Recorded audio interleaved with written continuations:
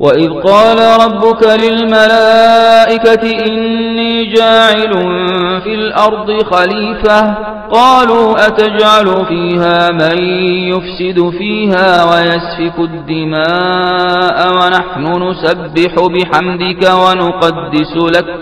قال إني أعلم ما لا تعلمون وعلم آدم الأسماء كلها ثم عرضهم على الملائكة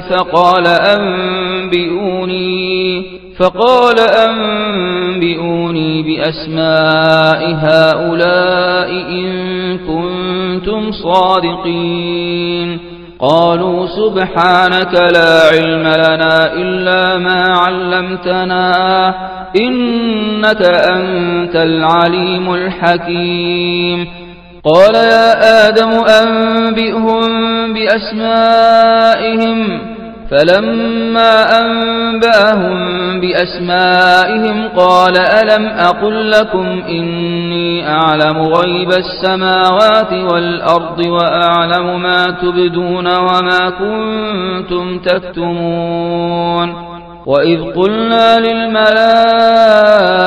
اسجدوا لآدم فسجدوا إلا إبليس أبى واستكبر وكان من الكافرين وقلنا يا آدم اسكن أنت وزوجك الجنة وكلا منها رغدا حيث شئتما ولا تقربا هذه الشجرة فتكونا من الظالمين فأزلهما الشيطان عنها فأخرجهما مما كانا فيه وقلنا اهبطوا بعضكم لبعض عدو